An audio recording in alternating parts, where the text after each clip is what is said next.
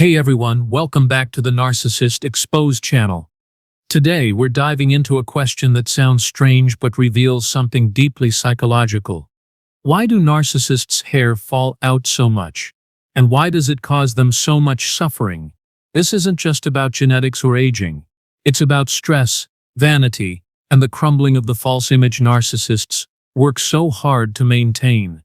Stay with me until the end, because this topic goes deeper than you think.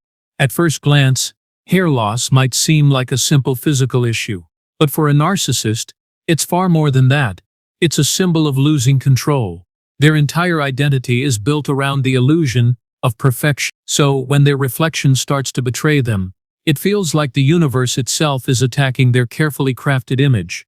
Narcissists spend their lives trying to project superiority, flawless skin, perfect hair, confident smiles. They use their looks like armor, protecting their fragile egos from exposure. But when hair begins to fall, that armor cracks. What's left underneath is a frightened, insecure person who feels their mask slipping. Psychologists explain that chronic stress can cause physical symptoms, including hair loss. And few people live under more constant stress than narcissists. They're always managing lies, manipulating perceptions, and performing emotional gymnastics to maintain their false image. That tension eats away at their body over time. You see, narcissists don't truly rest. Even in moments of calm, their mind is racing.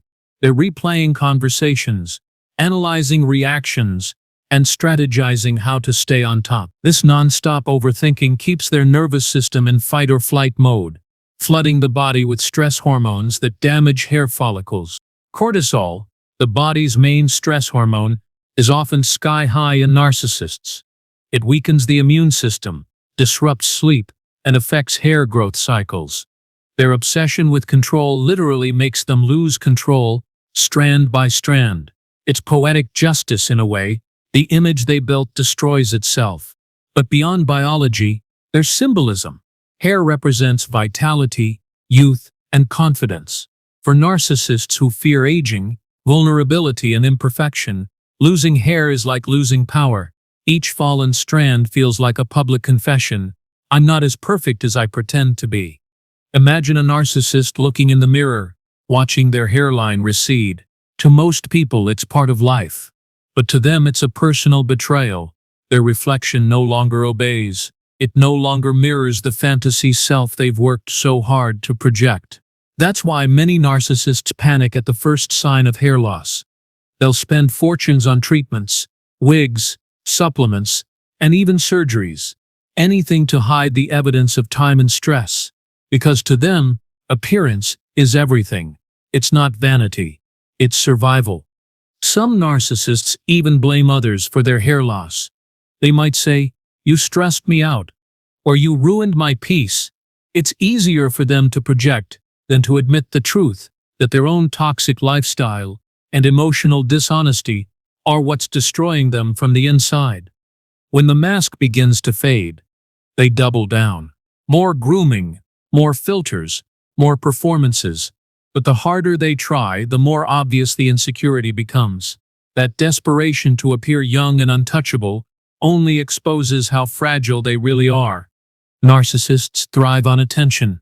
Their appearance is a key source of narcissistic supply, the admiration they crave.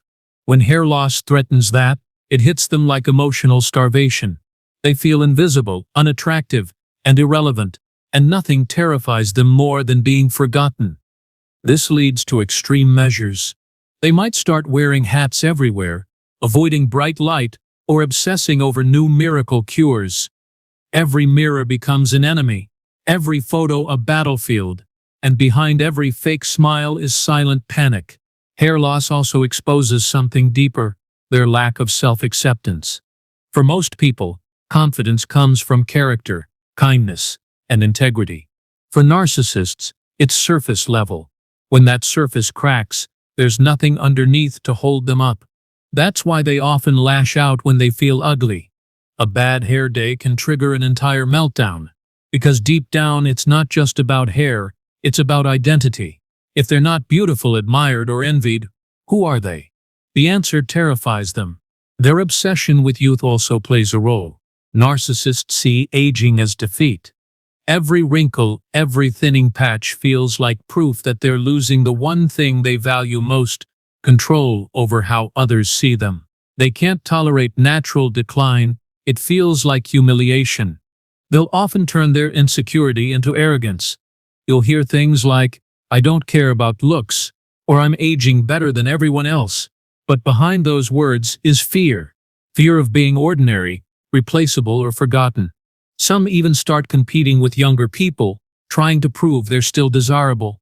They'll dress younger, act trendier, or pursue relationships that reaffirm their fading appeal.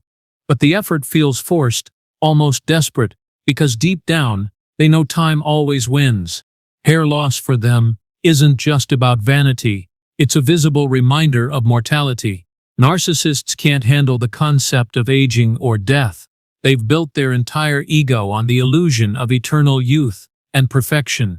Watching their hair fall is like watching that illusion die, and this loss often intensifies their cruelty. They start lashing out at others to regain power, insulting, demeaning, belittling, especially those who look better or seem happier. Their pain becomes poison, and they spread it wherever they go. In psychology, this is called narcissistic injury. When reality contradicts their self-image, it creates unbearable shame. Instead of facing it, they project it. So when you see them mock others' looks, remember, it's really their own reflection they're attacking. Some narcissists try to disguise the shame through humor. They'll make self-deprecating jokes to seem humble. But pay attention. Those jokes carry venom. They want sympathy while still controlling the narrative. "See? I'm confident enough to laugh at myself." But inside they're burning. Others turn to perfectionism. If they can't control their hair, they'll control everything else. Fitness, fashion, even the people around them. Their need to dominate becomes stronger, their tempers shorter, their charm more hollow. And ironically, that stress makes the problem worse. The more anxious they become about losing control, the more cortisol floods their system, and the more hair falls out.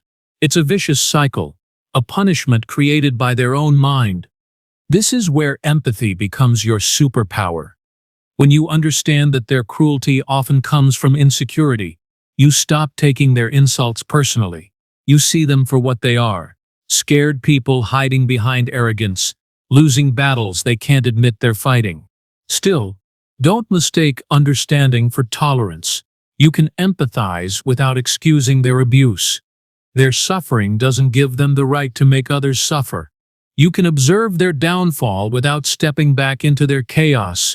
For some, hair loss becomes the beginning of a slow unraveling. They become obsessed with appearance, pushing away friends, sabotaging relationships, and isolating themselves. They'll blame everyone but themselves for the loneliness they created. Eventually, they may reach a breaking point, a quiet, lonely moment when they realize no one's watching anymore, no one's impressed, no one's chasing. That's when the suffering becomes real, not because of the hair they lost, but because of the humanity they abandoned. Some try to recover by reinventing themselves. They'll claim to be spiritual or enlightened, suddenly preaching about self-love. But watch closely. It's often just another performance, another mask to gain admiration in a new way. True healing for a narcissist is rare because it requires humility. It requires looking in the mirror and saying, "I am not perfect," and that's okay. Most can't do that. They'd rather spend their lives chasing youth than face truth. But for those who do, hair loss can become symbolic, a shedding of ego, a physical reminder that perfection is an illusion. If they ever embrace that, they might finally find peace. But until then, every fallen strand feels like punishment. As time goes on, that inner war only intensifies. The narcissist spends more time staring into mirrors, comparing old photos, searching for proof that they still have it. Each reflection feels like betrayal, and every strand on the sink feels like judgment. What they see is not just thinning hair, it's a thinning illusion. Hair loss becomes the physical evidence of what's happening inside. The grand facade begins to crumble, and reality starts to show through the cracks. They can no longer hide behind charm or control. No matter how they pose or what filters they use, the truth keeps bleeding through. Their stress grows heavier, feeding the very thing they fear. Nights become restless, days become anxious. The body mirrors the mind, exhausted, frantic, and burning out. What was once a symbol of vanity now becomes a mark of their emotional decay. They start resenting others who still look confident. Even a simple compliment directed at someone else can trigger a storm of jealousy. Their fragile ego interprets every word as a personal attack. Why them, not me, becomes the question that haunts them. That envy consumes them, and they begin to sabotage others. Gossip, criticism, and passive-aggressive jabs become their coping mechanisms. They try to drag others down, so they won't have to face how far they've fallen. Their suffering turns outward, projected onto the world. The irony is that while they try to destroy others' confidence, their own is already crumbling. Each cruel word, each manipulative act, adds another layer of guilt they can't consciously feel but unconsciously carry. And the more guilt they bury, the sicker they become, inside and out. Their relationships also start to fall apart. Friends grow tired of the constant negativity. Partners lose patience with the endless need for reassurance. Slowly, everyone begins to distance themselves, leaving the narcissist surrounded by echoes of their own insecurity. In solitude, the silence becomes unbearable.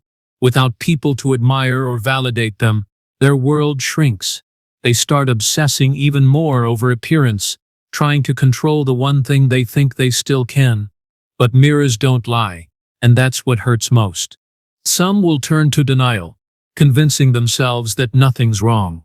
It's just genetics, they'll say, or everyone ages, but deep down they know. They feel the loss, not only on their scalp but in their soul, a steady erosion of identity they can't stop.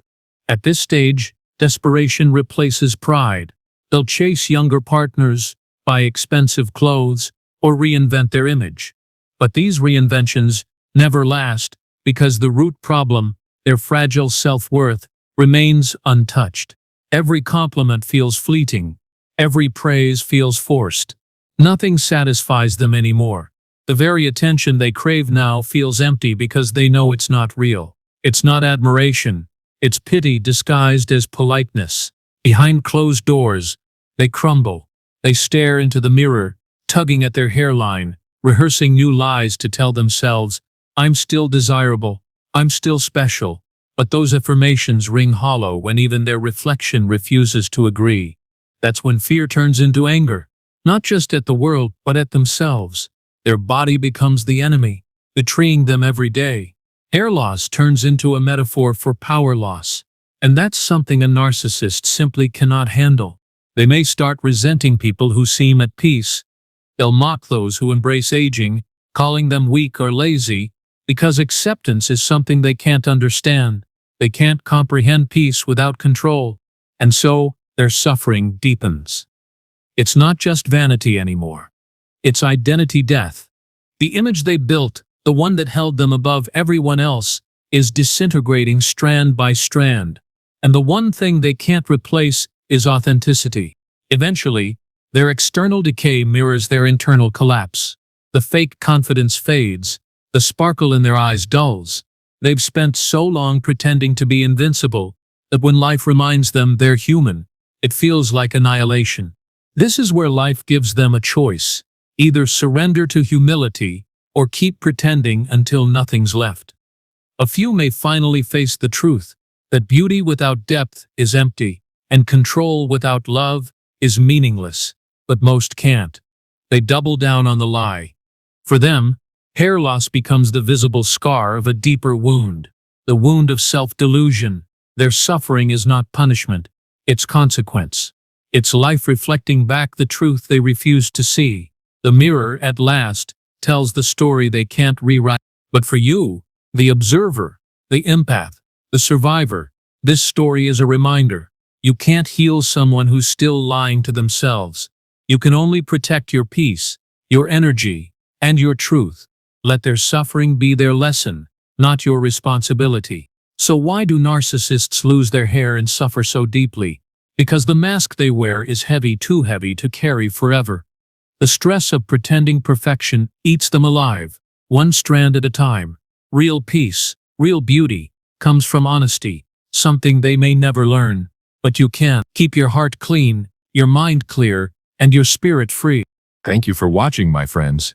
If this video gave you insight or comfort, don't forget to like, share, and subscribe.